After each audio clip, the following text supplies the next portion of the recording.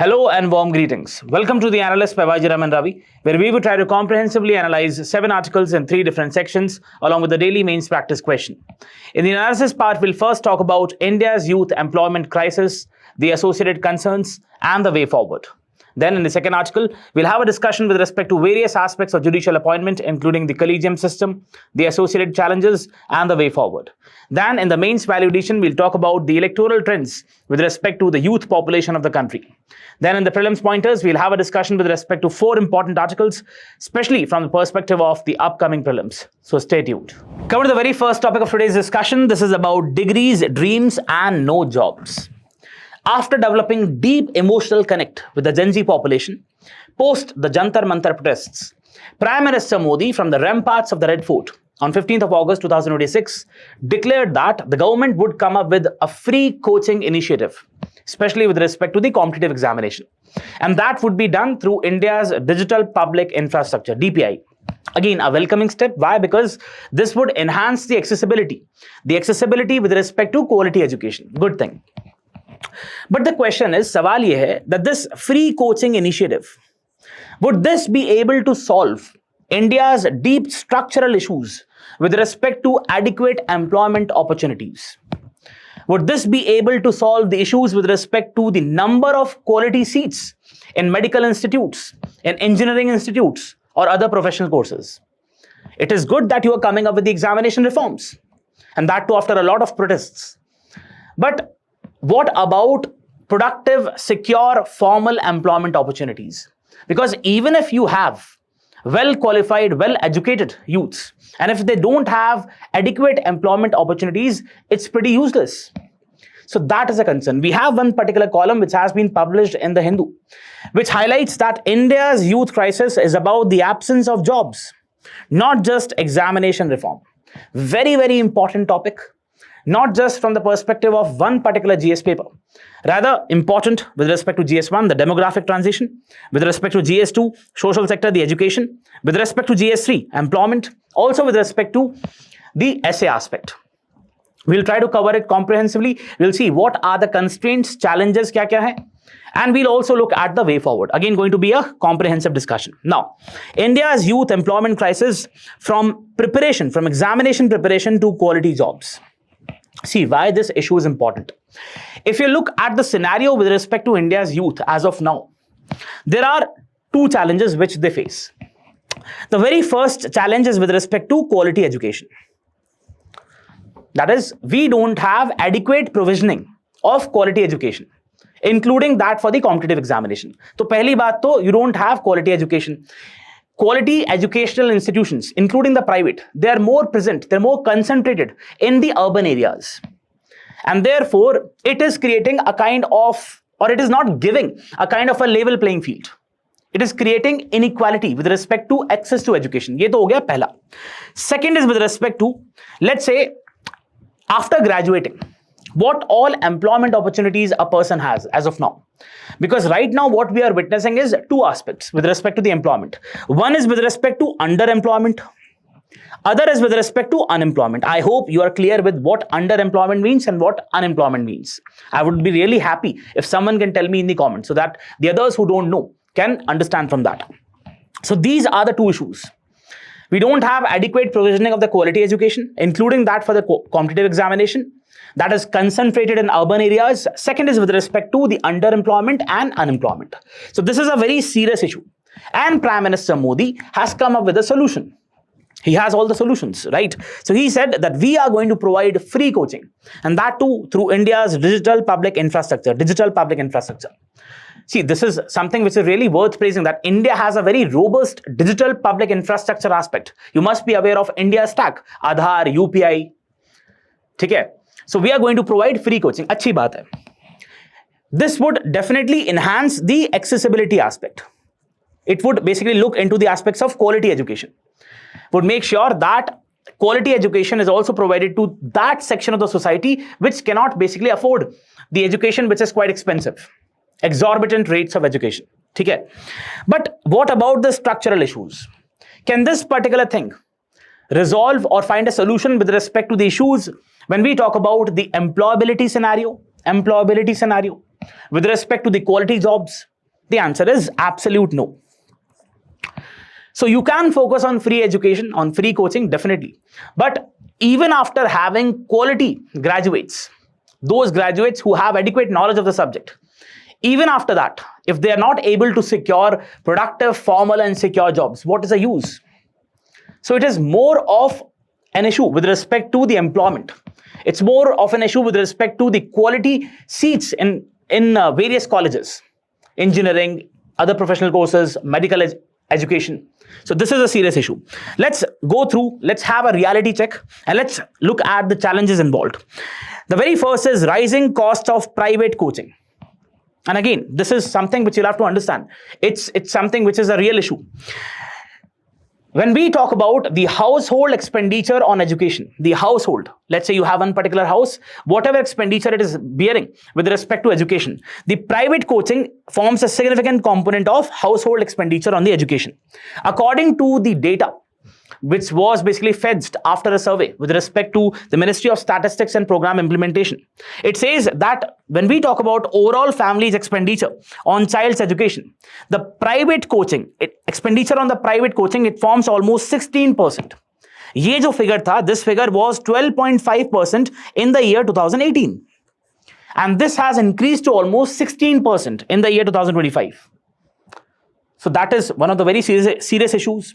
And this number, ये जो 16% है, the expenditure with respect to private coaching, as a component of the total expenditure on the education, this increases to almost one-fourth on the private coaching, especially at the higher secondary stage.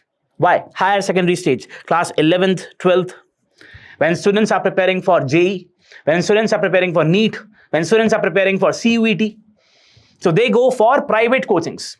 And at that point of time, as a component of the overall expenditure on the education, the private coaching, the expenditure on the private coaching forms almost one-fourth. So this is a real issue. Now, with respect to this particular thing, the government has said, Prime Minister has said that we are going to come up with free low-cost digital coaching through India's digital public infrastructure, and that is again going to enhance the accessibility. But the issue is that is affordable preparation with respect to different competitive examinations, be it JEE, be it NEET, be it any other examination, is it equal to adequate opportunities? Let's say right now you are having 10 number of students who are having quality education and you give free education to them. Okay? Now this number enhances to 15. Have you at the same time increased the number of quality jobs, the number of more productive formal jobs, more secure jobs with proper social contract, with proper social security? That is a question. Okay. Next challenge is with respect to higher education bottleneck. See, in India, what you would find is, it's not like that we don't have, in fact, we have many of the people who have people with very good minds. They have very good IQ, they have very good EQ, intelligence quotient and emotional quotient. But the issue is, when we look at the scenario with respect to the number of seats, let's look at the medical education. Every year, almost 2.2 million, 22 lakhs students appear for NEET examination. For how many seats? For almost 1.4 lakh seats. What about the others? They're left. They have to join some other courses. And 1.4 lakh seats are not quality seats. The total number of seats. What about the quality seats? The quality seats are only 10,000 in numbers. The top medical colleges of the country, top 50 you can say. They have the total number of seats over there. It's just 10,000. So just imagine the situation. 22 lakh people are basically competing for those quality 10,000 seats. So the number of seats with respect to, if you compare the number of seats with respect to the number of people who are competing in the examination, it's abysmal. It's very less. That is the issue. Again, the same thing goes with the engineering aspect. We have expanded the number of IITs, the number of NITs, but still we have limited seats. And that is also the issue with respect to the kind of engineering graduates we are having. They don't have any, in fact, they have very minimal levels of understanding with respect to practical realities of engineering domain. So that is a very serious issue. Again, what is the emerging concern? According to the All India Survey on Higher Education, which started way back in 2011, it is for the very first time, it has come up with the data. It says that the undergraduate enrollment, it has declined in 2023-24 by almost 1.5 lakhs. Now you would say, sir, why this is happening? Why the undergraduate enrollment has declined, and that too by 1.5 lakhs? But at the same time, it has increased. The enrollment has increased in the diploma by almost 1.38 lakhs. What it means? It means that there is a change of perception. It means people are understanding now that even after becoming an engineer, I'll not be able to secure a good job. So why not go? See, first of all, I don't have adequate money. I have limited money. So why not go with a course which can give me that skill? And you have diploma, for example. Because now people are preferring what? Shorter, skill-oriented and employment-linked programs. Very, very important data. This is a kind of a shift which we are witnessing. People are not really ready for conventional degrees because they know why to invest 4 years in engineering, and that too from a private college, and that too with having not, see, obviously there are many private engineering colleges in the country which are very good, but I'm talking about those private colleges which are qualitatively, very minimal in terms of the quality of the engineers they produce or the quality of the teachers they have. So that is a serious issue. So now people are preferring to go for more of these courses which are short, which are of short duration and which can give them the industry ready skills. Okay. Next is with respect to the real crisis with respect to the graduate employment. Now let's look at the employment scenario. According to the PLFS unit level data, what it says, they basically went with a survey and they have come up with a data. They have asked questions to almost 100 graduates aged, it's a kind of a sample they have taken, aged between 15 to 29. And what the result is, only 26 out of 100, let's say 1/4, are basically involved in regular salaried employment. Matlab kya hai? That only 1/4 of the total 100 graduates between the age of 15 to 29, they are engaged in, or they are working, they're having a regular salaried job. But what about the others? Out of these 26, only 4 had salaried employment with proper social security, with proper job contract. Can you imagine? Out of 100 people, only 4 have social security and a job contract and a regular salaried job. What about the others? 96. Absence of social security. So this is a very serious concern. So what it leads to, the question which we have, that the kind of education we are having, the kind of provision of the education which we have, especially when we look at the engineering colleges or the medical colleges, is it leading to employability? Pehli baat, employability kya hoti hai? What is employability? Employability, let's say a person is graduated. Employability is basically the set of skills, the knowledge, or the personal traits which a person develops over years while he or she is pursuing the education. So that is basically the employability aspect. Okay? It is not exactly equal to the kind of knowledge which you gain, not just knowledge, but overall personality which you gain. Are you really ready for the industry? Do you have the industry ready skills? That is what the employability is all about. Okay? For example, you can just say that we have many of the people who qualify the UPSC examination and they become the toppers, they secure the top ranks, but they don't turn out to be good administrators. Being a good administrator is very different from topping one particular exam. That is what you'll have to understand. And that employability, is it turning into employment? Let's say we can have a situation where a particular person has all the aspects of employability, has all the skills, has all the knowledge, but there is lack of jobs. There are no adequate number of jobs in the market. So that is also an issue. So these are the questions which have to be answered. Next is with respect to why free coaching alone is insufficient, why it won't work, or it can work only for certain things. First is that free coaching can definitely address the aspects of the accessibility aspect. ठीक है, समझ में आ गया. It can make quality education more accessible. ठीक है. Cost of examination, it can reduce the overall cost of examination for those who can't really afford. It can basically make equal access to quality education. Then it can basically also end that digital divide with respect to learning resources. Okay. But it cannot address some of the core issues. What are the core issues? Can it increase the number of quality seats? with respect to medical institutions, with respect to MBBS, with respect to the engineering colleges, with respect to the other professional courses, law, for example? Can it do that? The answer is no.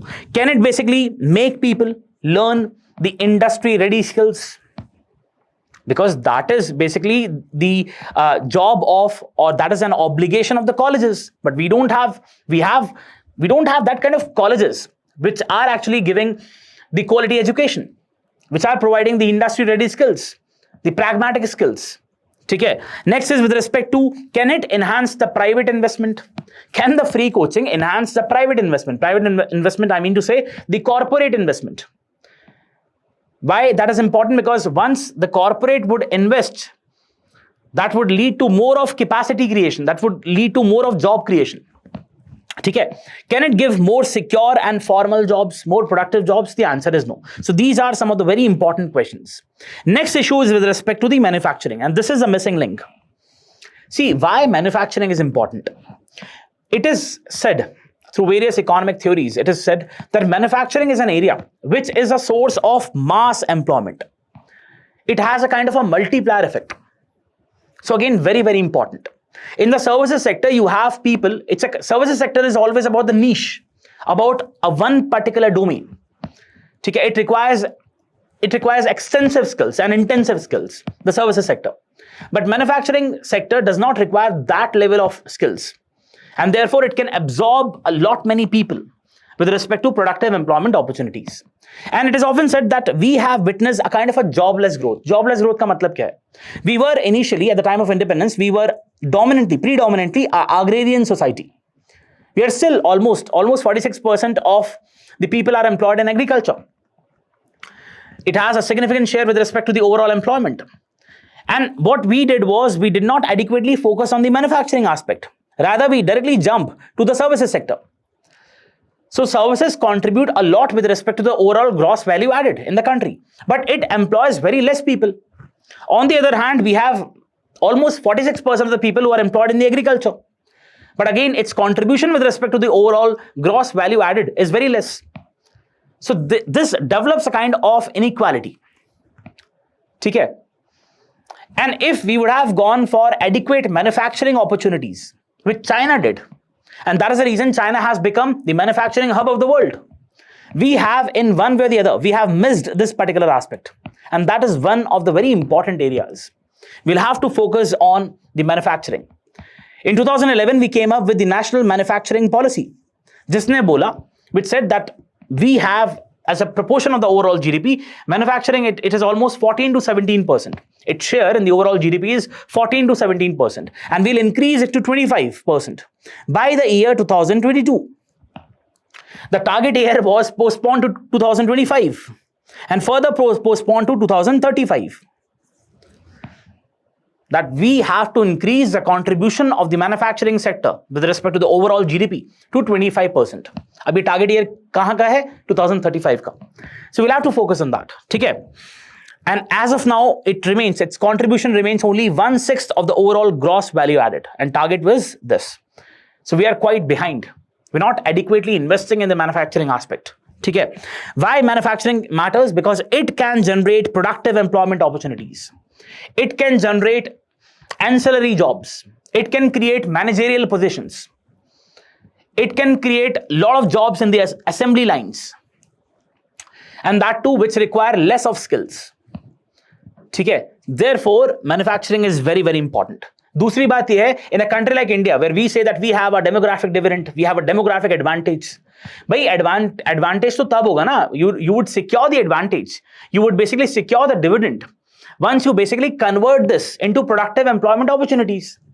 What you would do with these youths who are well educated, or let's say even if not educated, and they don't have any of the employment opportunities. See, it's fine if they have Bapu's agricultural land and other things, it's fine. But what about the others? So if you'll have to basically capitalize the demographic dividend, you'll have to provide the employment opportunities, productive employment opportunities. Only then you'll be able to get or capture the dividend, what you call as demographic dividend. Otherwise, it would turn into demographic disaster. Next is with respect to weakening private investment. Ye kyun important hai? Why this is important? Let's first go through the data first. Corporate investment as a proportion of GDP, it has basically reduced from 17.3% in 2007 to 8 to almost 10.3% in 2024-25. From 17% to almost 10%. Now, why this is a serious concern? Corporations, they have to regularly invest. If a corporate is not investing adequately, how would we have the capacity creation? How we would have more of jobs? If we are not having adequate investments by the corporates, how we would have more of technological upgradation? Technology we to upgrade karni hai na bhai. You have blockchain, you have AI. You have to you cannot just compete with the domestic ecosystem, within the domestic ecosystem. Now you have to compete with a firm which is manufacturing in China, or a firm which is manufacturing in Vietnam or Bangladesh. For that, you'll have to you'll have to integrate technology. That would require investments. So that is a serious issue. Okay? Technology adoption, capacity creation, manufacturing expansion. Let's say right now I have a firm which is creating 100 units. 100 units a month. I want to expand it to 120. So mujhe assembly lines banani padegi. I'll have to increase assembly lines. I'll have to invest more in the capital. Okay? So this is the issue. But what we have seen is that it is reducing. So again, a cause of concern. The private investment is reducing. And in 2019, we had the Honorable Finance Minister who basically reduced the corporate taxes, saying that now we have reduced the taxes, private sector would now invest more with respect to the creation of the capital, with respect to the creation of capacity, with respect to creation of new jobs. But that didn't happen. So this is again a serious issue. You are imposing a lot of taxes on a middle income category. But what about the corporates? And see, this also highlights the aspect of crony capitalism. We'll not go into that aspect, but again, that can be linked. Crony capitalism. Okay. Next is the final issues with respect to the frustration. Why? By ek taraf, you have growing aspirations. You have youths who are much aware than the earlier generations. They have access to technology. They have access to social media. They know about various domains, various jobs. They're acquiring skills. Rising population, everything. At the same time, you have limited opportunities. You don't have opportunities. So that creates frustration. That creates resentment. Resentment with respect to the system. And that also erodes the trust of people in the system. Yaar, system aise hi hai. Ultimately, we end the conversation, yaar, system hi aisa hai. So this is something which is a very serious issue. What has happened in Nepal? The youth protests. And now we saw a glimpse in India too, with respect to the Jantar Mantar. We are still witnessing that with respect to adequate provisioning of quality education. School theek karo. These campaigns. See, we're not going into that aspect, like who is right or who is wrong. But you'll have to take into consideration the important points. That is what I'm trying to say. Because this ultimately erodes the trust of people in the system. The trust of people in the institutions. Okay. Now, what should be the way forward? पहला ये है expand quality higher education. This is non-negotiable. You will have to increase the number of seats. It's not number of seats, number of quality seats, not just the number of seats. Number of seats so we have. Even if howsoever low the marks a person secures in NEET or JEE, whatever, he will get admission. He or she will get admission in one or the other college. Because we have good numbers of private colleges. We are talking about quality seats. Capacity creation hona chahiye. And one very important aspect is with respect to expanding the state universities. Why state universities? Right now, the number or the positioning of the quality institutes which we have in the country, it is concentrated at few places. We need to have a more diffused structure with respect to quality education. उससे क्या होगा? We'll also have the balanced regional development. ये important terms हैं, आपके answers में आना चाहिए. Balanced regional development. ठीक है? Next is with respect to that there is a move required from degree centric to skill centric. We have people who have different degrees, BA, then B.Ed, and other degrees, MPhil, whatever. But they are not ready for the industry. They don't have adequate skills. So that is a serious cause of concern. Okay? So what we'll have to do is we'll have to shift the kind of pedagogy we have. We'll have to shift the kind of training we are giving to the youths. We'll have to go for more of apprenticeship. We'll have to go for more of these vocational educations. We should make sure that the courses which we have in the colleges, they should be more aligned to the demand of the industries. By collaboration की जरूरत है ना. There has to be, not that Instagram collab, but the other collab. There has to be a collab with respect to the colleges and the industries. The industry should provide an input. एक feedback system होना चाहिए. ये रहा colleges, ये रहा industry. There has to be a feedback loop where industry provides the input with respect to the need, and then the colleges provide the skilled youths. ठीक है, तो ये आप बना सकते हैं. You can draw this particular feedback loop. So there has to be an adequate collaboration. Then we also have the national education policy, which has focused on the multi-dimensional aspect of education. It is focusing upon interdisciplinary courses. It has talked about switching from one particular course to the other. Transferable credits, again a very good thing. Okay. Then we have creating employment intensive manufacturing ecosystem. This is something which you cannot ignore. You cannot be just dependent on the services sector first of all, because that is a sector which requires highly skilled professional, be it the doctors or the engineers or the educators. Rather, you'll have to focus on manufacturing aspect, which requires semi or medium skilled. And we have different sectors. For example, we have textiles, we have electronics, we have food processing, we have pharmaceuticals, we have automobile components. Okay? We have renewable energy, very important. Solar modules. PLI aapka hai. You already have the PLI, production linked incentive. Why not you give more of incentives to these firms so that they can expand their capacity and more youths can basically come and join the sector. Okay. Next is with respect to revive the private investment. How we can revive the private investment? We'll have to make sure that we remove the regulatory uncertainty. Regulatory uncertainty ka matlab kya hai? That today you are having these many tax rates, tomorrow you are reducing, then you are coming up with something else. You are not having a kind of a stable environment, stable policy environment. And that basically, makes the corporates to wait. They would say, let the situation become normal and then we would invest. So you'll have to come up with a stable, predictive environment. Okay, policy environment. Then ease of doing business, especially with respect to the small traders, especially with respect to the small manufacturers. Let's talk about the MSMEs. Provide them the incentives, provide them the adequate finances. Okay, without collateral or at low borrowing costs. Then we have, for example, export-oriented industrialization. Very, very important. Why do you think that countries like Vietnam or Bangladesh, they have become the centers, the hub with respect to the production of Adidas, Nike? Why? Because they have invested a lot with respect to attracting these international MNCs. Why can't India do that?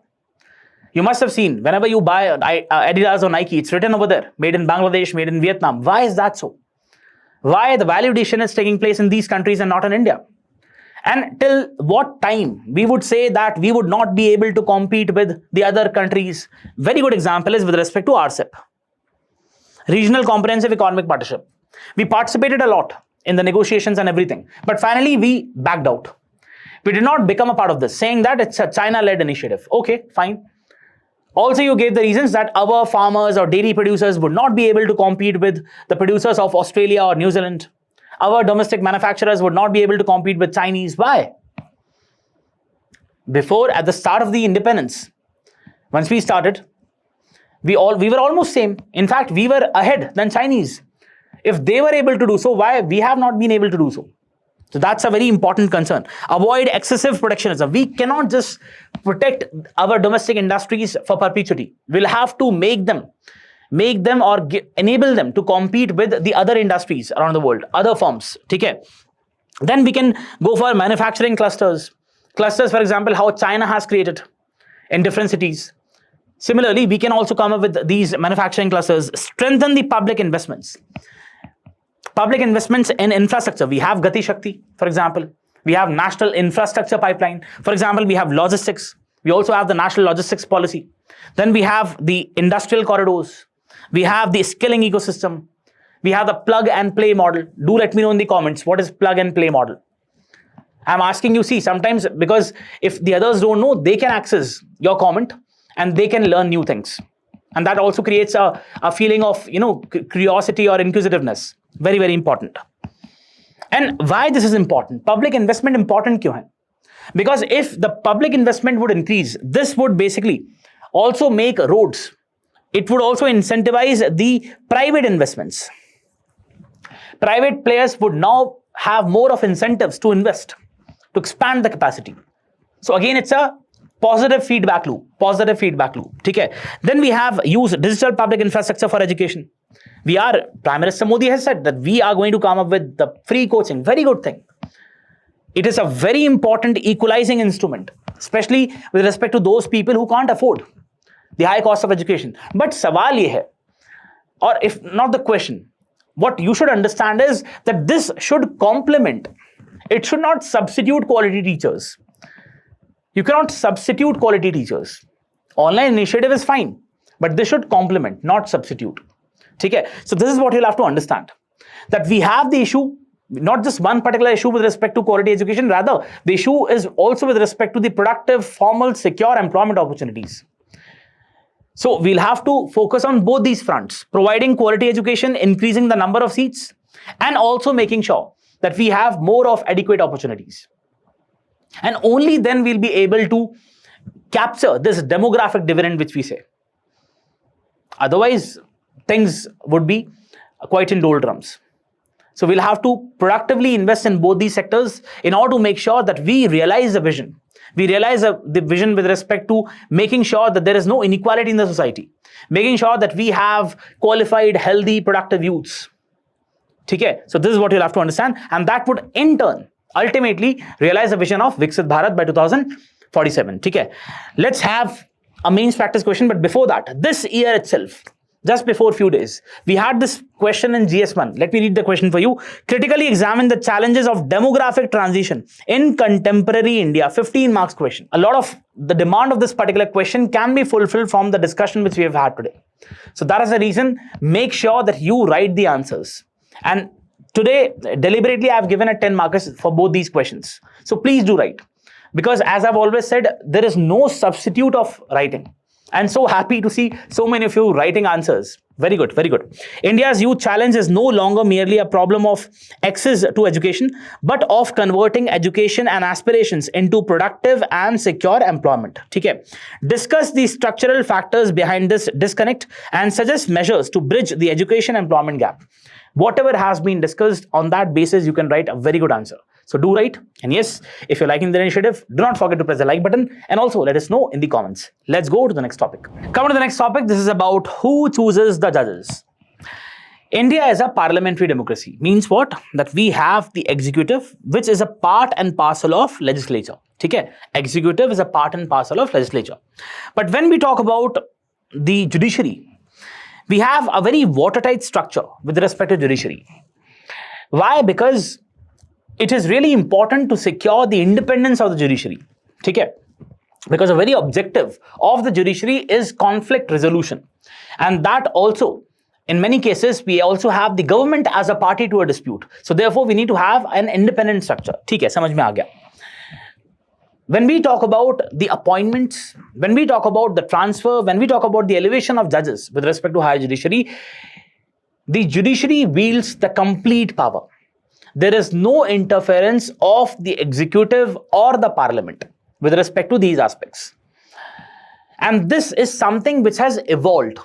It is a kind of an evolution which we have seen with respect to jurisprudence. You must have heard about the word collegium. Collegium system is something which is not mentioned in the constitution. It is something which is a judicial innovation. And with respect to this, with the help of this collegium system, judiciary in one way or the other, it has made sure that the overall appointment, transfer and elevation is completely wielded, is completely held within its power. Okay? But this has led to a lot of issues. Why? Because judiciary says that we have to be independent. Okay, samajh mein aata hai. But does independence means that you would not be transparent? Does independence means that you would not be accountable to the other pillars, other organs of the state? Especially with respect to the legislature or the executive. Means what? The judiciary says that we cannot be accountable to the legislature, that is the parliament, or to the executive. Why? Because it would infringe our independence. that would compromise the aspects of the independence. But because of it, what has happened is that there are questions which have been put. There have been serious allegations with respect to the functioning of the judiciary. The most important example is with respect to the pendency of cases. Subordinate judiciary ko hata dijiye, wahan to crores mein hai. The pendency of cases is in crores when we talk about the subordinate judiciary. When we talk about at the High Court and the Supreme Court level, we have pendency at the High Court level, it runs in lakhs. And when we talk about Supreme Court, previously it was in 1,000, now it has crossed the 6 figures. It's more than a lakh. And this basically came, why? Because after the COVID, there was an e-filing process which was there, which was introduced, and therefore the number of cases has increased. We understand. But there are serious questions. For example, you must have heard about the vacations. The vacations which are taken by the judges of the Supreme Court. They go for vacations. So this is a serious issue. Or you must have heard about the uncle judge syndrome. We have the nepotism, which there have been allegations of nepotism in higher judiciary. So there are some critical issues which we'll have to explore. We have one particular editorial which has been published in the Hindu, which talks about this aspect, which says, "End the culture of secrecy in judicial appointments. The judiciary that demands transparency from every institution of governance cannot ask citizens to trust on faith alone." So this is a very, very important issue with respect to judicial accountability, with respect to judicial transparency, with respect to judicial appointments. Very, very important. What we'll do today is, we'll also talk about the collegium system. Okay? Now, why this particular issue is in news? Because Supreme Court Judge Justice Ujjal Bhuvan has said in one of the cases that there is a need for greater openness in the collegium process. The collegium process with respect to the appointments, elevation and transfer of judges. We'll see what collegium is all about. You can just imagine as of now, collegium as a multi-membered body. You have at least 4 to 5 people sitting on a chair, and that is what a collegium is all about. Now, this issue involves balancing 3 constitutional values. What are these 3 constitutional values? The very first is judicial independence. We are not negating this fact. Judicial independence, especially in a parliamentary democracy, is very, very important. Why? Because judiciary performs the very important task of conflict resolution, where sometimes the state is also a party. So judiciary has to be independent. Then comes the aspects of institutional accountability. भाई आप इतना independent मत होइए कि आप accountable ही ना रहें. Do not be independent to that level that you forget what accountability is all about. You'll have to be accountable in one way or the other. You don't want to be accountable to the executive, to the parliament, that's an understandable issue. But what about the accountability with respect to the institution? What all measures have you taken which convince the people that yes, the institution of the judiciary is running with full transparency? Then we have the issues with respect to merit. There have been issues of nepotism, and I'll give you an example with respect to that. There have been the issues with respect to the familial bonds shaping the appointments. So that is again a concern, because there's already a senior judge in the Supreme Court, and now we are witnessing that there is one particular person from his family who has been elevated as a judge of the High Court. We'll talk about that.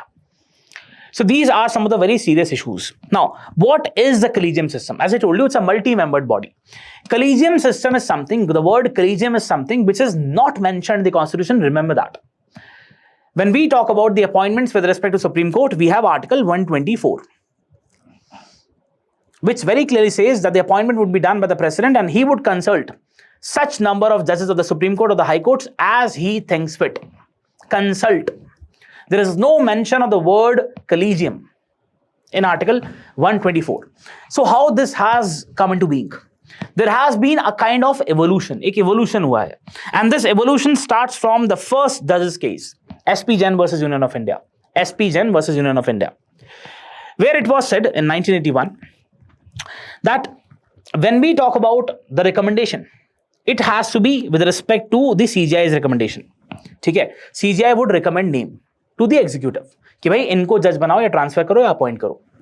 But if the executive feels that there are cogent reasons to deny, or if it wants not to accept the kind of recommendations which have been there with respect to from the office of the CGI, it can do so. For cogent reason, it can basically refuse to hear what the Supreme Court, the Chief Justice of India is saying, the name which he is recommending. Okay? So in one way or the other, it gave primacy to the executive. कि भाई executive के पास primacy है with respect to the judicial appointments, because it can refuse what the recommendations of Chief Justice of India are. Then after 12 years, the realization dawned. इनको पता चला judiciary को भाई ये गलत चीज है. Let's have a proper structure, and that was in 1993, second judge's case, where the Supreme Court introduced for the very first time the word collegium, where it said कि ये जो article 124 में जो word है consult, consultation actually means concurrence. Whatever, if you are saying that the president would consult, it means that whatever we would say, you will have to agree to that. You'll have to concur to what we say. And this would not just be based on CGI's individual discretion, the recommendation.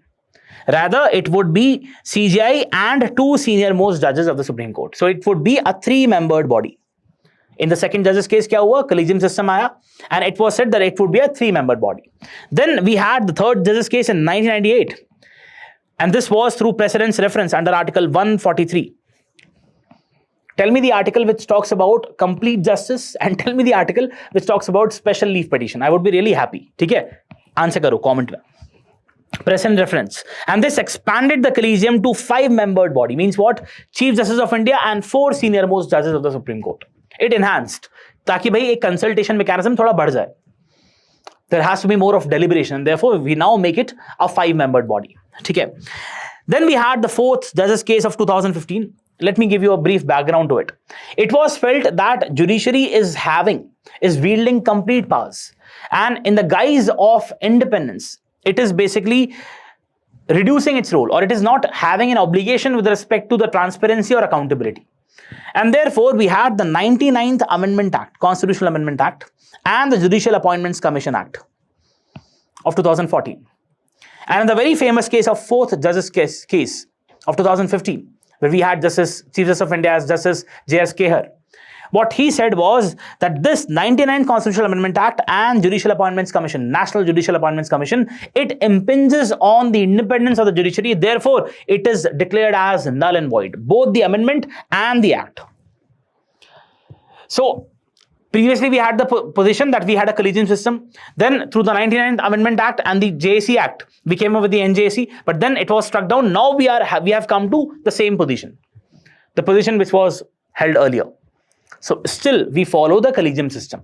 Simple as that. The 99th Constitutional Amendment Act and the Judicial Appointments Commission Act replace the collegium system, and the Supreme Court in the year 2015 declared this as unconstitutional, as null and void, saying that it goes against the principles of basic structure, independence of the judiciary. Okay? Now, what are the concerns with respect to the present system? Collegium system के साथ issues क्या है? The very first is lack of transparency, since it is a complete watertight process where the entire powers are vested with the higher judiciary itself, the Supreme Court, with respect to the appointment, elevation and promotion of judges. The system lacks transparency in terms of the selection criteria. Bhai, you need to have some eligibility metrics. You need to have a criteria in place. But that is not clear. It's obscure. That on what all parameters you are selecting judges. That's one of the very important issues. Then there is limited disclosure. Limited disclosure with respect to, I have not appointed person A, I have appointed person B. What are the reasons? Public disclosure hona chahiye na? Ultimately, judiciary is also part of the state, and we are a welfare state, where we say in the preamble, we the people of India. Ultimately, where the sovereignty lies, in the hands of the people. So people should know, na? But there is no disclosure. There is no effective disclosure. Then we have accountability deficit. It is what it is said is कि ये जो mechanism है, पहली बात, this is not mentioned. The first thing is, it is not mentioned in the constitution. It's something which is a judicial innovation. It's something which is a judge-made mechanism. And judges are non-elected people. They're unelected people. We have the parliament, where you have the people elect. People choose a representative and they go to the parliament, and parliament is vested with the authority to basically make a law, frame a law, or to make amendments with respect to the constitution. How can the judges, unelected people? That is what the contention, that is what the argument of many people is. Okay. Next is judicial independence does not mean institutional immunity. Question hai, matlab, does judicial independence means institutional immunity, that you would be completely immune. You would not be answerable to any authority. That is a serious issue. Then concerns over nepotism. I'll give you one very important example. We had the former Supreme Court Judge, Justice Arun Mishra. Justice Arun Mishra was a part of the collegium, and the collegium recommended the name of one of the judges known as, his name was Vishal Mishra. And Vishal Mishra is a younger brother of Arun Mishra. Why this is important is for the reason that according to the memorandum of procedure, जो rules होते हैं, collegium के जो rules होते हैं, according to it, you cannot appoint a person who is less than 45 years of age as a judge of High Court. But still that person was less than 45 years of age, and that person was appointed as judge of Madhya Pradesh High Court. So this was a concern. There was an allegation of nepotism, uncle judge syndrome, that there is my uncle. ठीक है, so you must have heard about what people say. तू जानता नहीं मैं कहाँ से हूँ, ठीक है. So that is what also was observed, is being observed in judiciary. See, I'm not saying, or it is not, we're not saying that a person from one particular family, where already you have one particular person as a senior judge, cannot be competent enough. Definitely the person can be competent, but there has to be enhanced scrutiny in these cases. Why? Because there should not be trace and iota of question mark with respect to the integrity of this person. Okay? And there is absence of transparent mechanism, and therefore the merit comes into question mark. Then the representation concern. Do we have adequate number of judges when we talk about the gender aspect? Adequate female judges. We're not talking about the transgenders.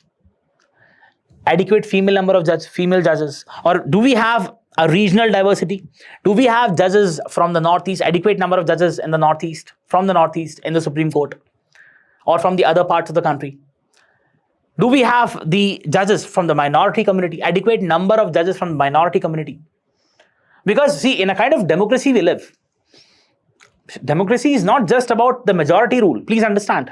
Democracy is about, constitutional democracy is about having the majority rule and at the same time securing the interests of the minorities. So you need to have interest. Minorities, not just religious minorities, rather different sections of society. So we need to have adequate parameters in place so that we can have the inclusion of people from different domains. Then we have delays.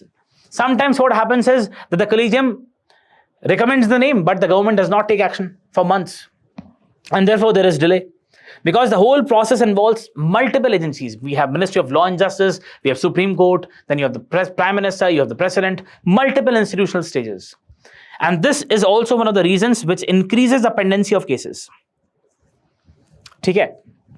What happens in the other countries? For example, in the UK, we have Judicial Appointments Commission, JAC, which plays a central role with respect to the appointments. And the vacancies with respect to judiciary can be publicly advertised.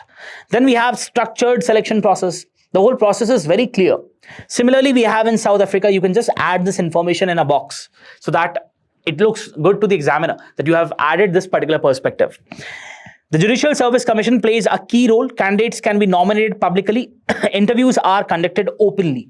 So again, it is quite a transparent process. Got it? What should be the way forward? We need to reform, not abolish the collegium system. Publish annual judicial vacancies calendar. Very, very important. This can be done very easily. The retirement dates are clearly fixed.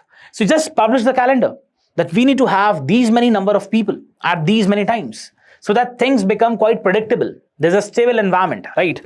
Next is define broad eligibility criteria. There have to be certain parameters. For example, professional competence with respect to being a judge. Then we have integrity. Then we have, integrity means there's the absence of corruption. Then we have corruption, both monetary and the moral corruption. Then we have judicial temperament, constitutional understanding. Because the most important task of Supreme Court especially is with respect to the interpretation of the articles. And therefore, there has to be a very clear jurisprudence with respect to the constitutional understanding. Then we have quality of judgments or advocacy, very important factor. How well you have performed when we talk about your judgeship in the High Court or when we talk about your advocacy. Then we have the contribution to the legal profession. So these are the parameters, including the diversity. Diversity from various domains, be it the gender aspect, the regional aspect. Okay. Then reason collegium resolutions, whatever. If you are saying that we are not going to select person A, we are not going to recommend the name of A, we are going to recommend the name of B, there has to be adequate reasons in place. Okay, those reasons which are quite private to the person, they can be obscured, they can be redacted, they can be removed, but at least maximum possible information should be made, should be disclosed. Then we have conflict of interest safeguards. See, those candidates who have close family relations, there has to be enhanced scrutiny. We're not saying that the other people in the family, if let's say there's already someone who's an IAS, or let's say you have the other person from the family cannot become an IAS, or there are some issues involved. See, IAS, the process of selection of the IAS officers or IPS is very clear. You have the UPSC deciding on that. But when we talk about the judiciary, there are issues because you have the collegium system. It's not that transparent process, though there are question marks on the transparency of the UPSC also. So that is what you'll have to understand. Okay? So there has to be enhanced scrutiny. Then improve the diversity, track the representation of women, SC, ST, OBC communities, minorities, regional diversity, first generation lawyers, then create institutional research support. See, right now, there is a lot of issue with respect to the research papers coming up. We have the Intelligence Bureau report with respect to the different judges. Process is delayed. There is no adequate, working of these documents, manuals. So therefore, there has to be the Judicial Appointment Secretariat, which can do the background research, which can do the data and comparative assessment, and then give the feedback, give the inputs to the collegium. And therefore, it would be quite easy and a smooth process for the collegium system as well, right? So this is what you'll have to understand. See, we live in a parliamentary democracy. There is a need for judicial independence, but not to that level that judiciary feels it's a kind of an immunity. They'll have to abide by certain principles, certain aspects with respect to transparency and accountability. Got it? Let's have a mains practice question, again a 10 marker. Judicial independence cannot be preserved at the cost of institutional transparency and accountability. Cannot be preserved at the cost of institutional transparency and accountability. In the context of collegium system of judicial appointments in India, discuss the associated challenges and suggest a comprehensive way forward. Very easy question. Try to incorporate these aspects and write the answer, because again, that's very, very important. Let's go to the mains validation. Coming to the mains validation, we have one particular data point which has been given in today's The Hindu, which talks about the electoral trends with respect to the youth participation. I don't think that with respect to the parties, we have data that party preference for the young voters. That is not really important, but this is important. This can be given because we have a kind of a notion that youths in India as of now, they're not politically aware, or they don't have a political opinion, but that was clearly, this notion was clearly erased, especially with respect to the Jantar Mantar protests. We have seen that how politically aware the youths are, especially the Gen Z, and they have been consistently participating in the election process, in the overall electoral aspect. So just see, this is important. When we talk about the electoral participation, when we talk about youths with respect to the Lok Sabha elections, the participation average turnout was almost 66.1%. And when we talk about with respect to the age bracket, from 18 to 21, it was 60%. From 22 to 25, it was 68%. Look at the assembly elections. Again, quite an impressive figure. Can you just see the numbers for West Bengal? The average turnout was almost 93.7%. 93, again a phenomenal figure. Then we have 93 for this section, 18 to 21 years, and 95 for 22 to 25 years. Again, look at the numbers for Assam. It's 86.8% average turnout and 95% for 22 to 25 years old.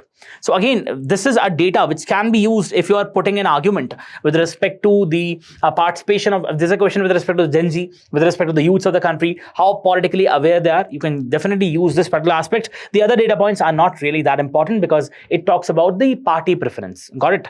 Let's go to the prelims pointers. Coming to the prelims pointers, we have the very first topic which talks about the ministerial dialogue with respect to the 17th Conference of Parties to the United Nations Convention to Combat Desertification. So we have the participation by the Indian minister, and this is being held in Mongolia, in the capital Ulaanbaatar. So again, very, very important. What the minister has said is that when we talk about the droughts, when we talk about the desertification, we should not have a kind of a reactive approach. Rather, we need to have a proactive approach so that we can focus on active resilience. That is what the minister has said. Let's go through the articles. Again, very, very important. It says the ministerial talks from form a central component of the UNCCD COP17 hosted by Mongolia under the theme. Please remember the theme, very, very important. Restoring land, restoring hope. Adopted in 1994, and that's how the newspaper itself gives you a lot of content, information. Adopted in 1994 following the 1992 Rio Earth Summit, the UNCCD is one of the three major Rio conventions. We have three Rio conventions. We have the other two as United Nations Convention Framework on Climate Change, United Nations Framework Convention on Climate Change, and the Biological Diversity Convention on Biological Diversity. It stands as the sole legally binding international agreement linking environmental management directly to sustainable land stewardship. So again, this is the sole legally binding environmental convention. The 17th conference serves as a pivotal negotiation platform as land degradation currently impacts up to 40% of the planet's land surface, undermining the livelihoods of billions of people. If the land is degraded, obviously the people dependent on it would suffer. So therefore, it is also one of the very serious livelihood concerns. Okay? During these biennial sessions, delegates from 197 member parties alongside the civil society, leaders, scientists, and international financial institutions convene to negotiate binding frameworks and policy guidance. Please understand, please focus on the word binding. UNCCD is a sole binding environmental convention. The agreements negotiated at COP17 aim to translate high-level environmental commitments into measurable, investable solutions for water and food security over the next decade. So again, very, very important point. Let's go through it. India has called for moving from post-drought relief to proactive technology-enabled drought resilience. What it means? That we should not wait for drought to happen. Rather, we need to have technological interventions in place. We need to have a proper mapping. We need to have a proper surveillance. And those areas which might be at risk of desertification, which might be at risk of becoming drought prone. Therefore, there has to be active interventions over there. There has to be the active policy making, not a reactive approach. Drought is increasingly a development challenge affecting water security, agriculture, biodiversity, and economic stability. It has repercussions, it has implications in almost every domain. The drought, right? India's approach integrates early warning, satellite-based drought assessment, preparedness, mitigation, relief, community resilience, catchment and riverscape restoration. Now, this is central. You must have heard about the integrated water development. Integrated watershed development means what? That we should not just look at individual components. Rather, we need to have a more broad outlook. We need to have a more ecosystem-centric approach where we give importance to all the important stakes involved, all the important pillars involved with respect to the conservation. When we talk about the desertification aspect, in order to mitigate the desertification or drought, we need to have a riverscape. जैसे आपने सुना होगा landscape. Similarly, we have riverscape, where we take all the aspects into consideration, is central to improving the water retention, reducing the erosion, and enhancing the groundwater recharge. Because ultimately, you have the aquifers. And aquifers, because of unsustainable exploitative water extraction, what usually happens is that the aquifers, the areas or the water holding chambers underground, they become dry. Okay? The principle, restore the forest before the flow. Restore the forest before the flow highlights the importance of the ecosystem restoration for long-term water security. COP17 of UNCCD is being held in Mongolia under the theme Restoring Land and Restoring Hope. Important.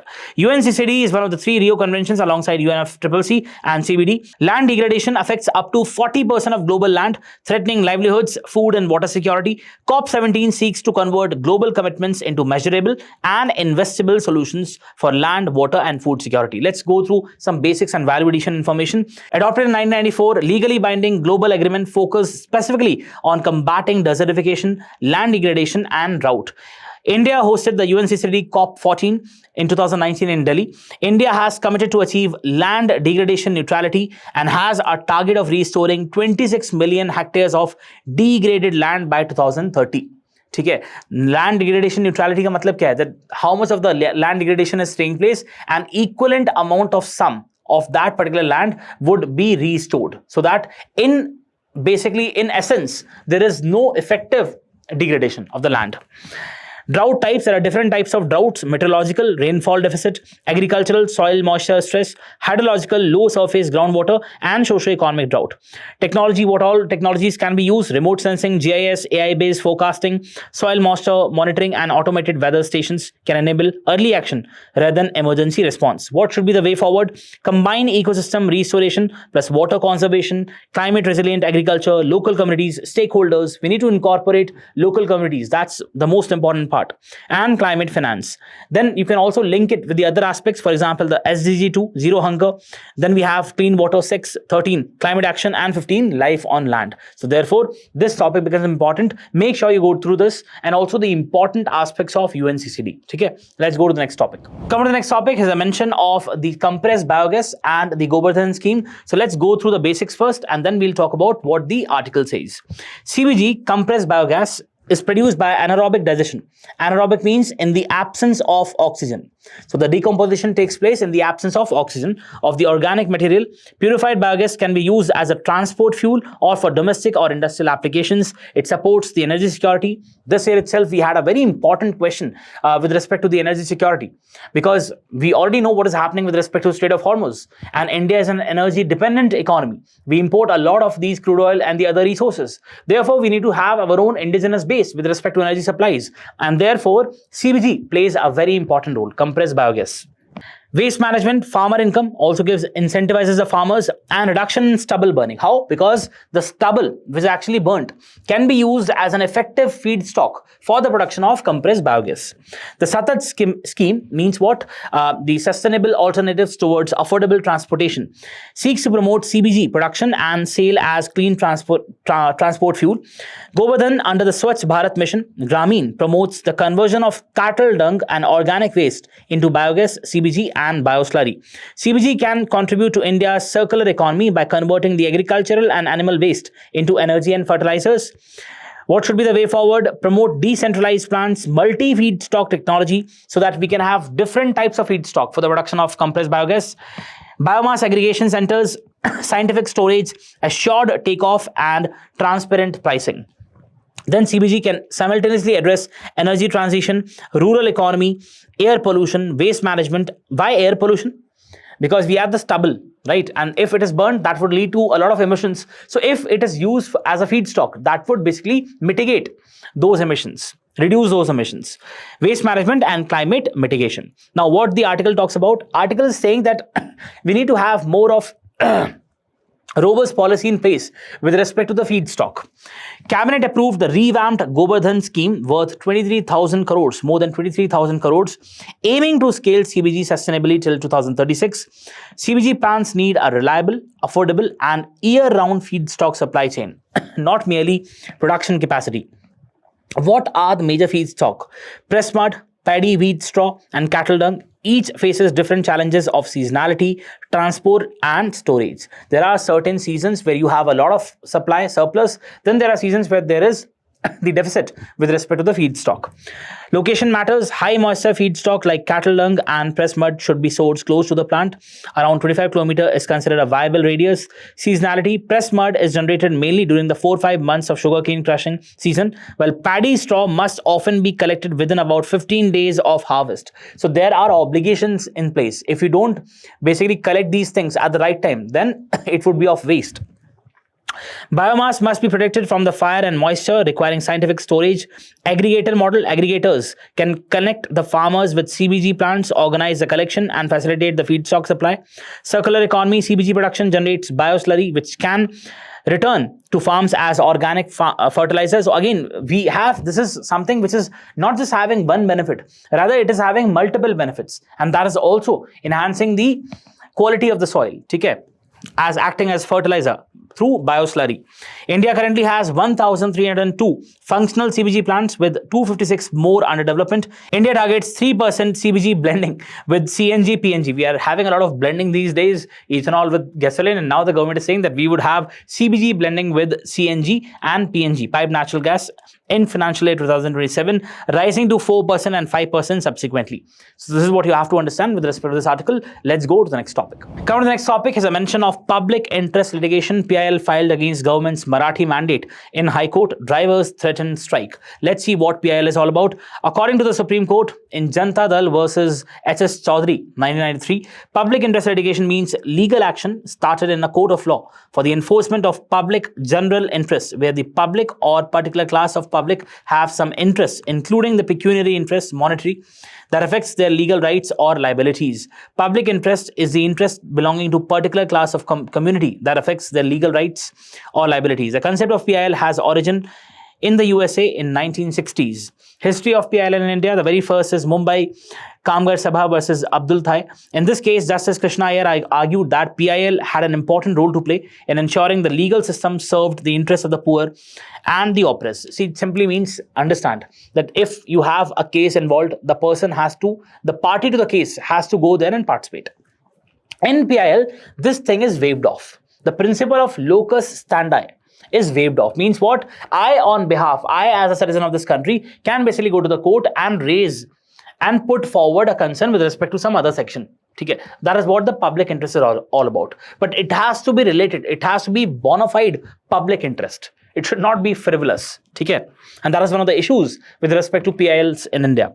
He emphasized that PIL was not a substitute for traditional litigation, but rather to complement it. The very important case of Hussain Khatun versus State of Bihar, 79. It was the first reported instance of PIL which brought attention to the inhuman conditions of prisoners and under trials. The case established the right to speedy justice as a basic fundamental right. SP Gupta versus Union of India, 81. It was presided over by Justice P.N. Bhagwati, which led to the new era of PIL. The decision held that any individual member of the public or of a social action group can invoke the jurisdiction of the High Courts, 226, or the Supreme Court, right to constitutional remedies, Article 32, and seek remedies for the violation of legal or constitutional rights for those who are unable to do so due to social, economic, or other disabilities. Then we have what are the features of PIL in India. The following are some of the important features. Constitutional provisions, we have Article 32 and 226 of the Constitution respectively. You can hear the PIL submitted by any concerned individual. Relaxation of locus standi. PIL in India was made possible by the relaxation of the locus standi, that you have to be, the party has to be there. It has to be present, party to a case. But when we talk about the PIL, this principle is waived off. Different from the traditional litigation, PIL is different from traditional litigation, which is adversarial in nature and involves a dispute between two parties. Proactive role of the courts. In PIL, the role of the courts is more proactive than in traditional actions and require a more positive attitude in determining the acts. Flexibility. While PIL allows for greater flexibility in procedure, it must still adhere to the judicial procedures and principles. Let's go through some important cases with respect to PIL. Bandhua Mukti Morcha versus Union of India, 84. This case dealt with the exploitation of bonded laborers and was the first PIL filed by an NGO. The Supreme Court ordered the release of all bonded laborers and provided them with compensation.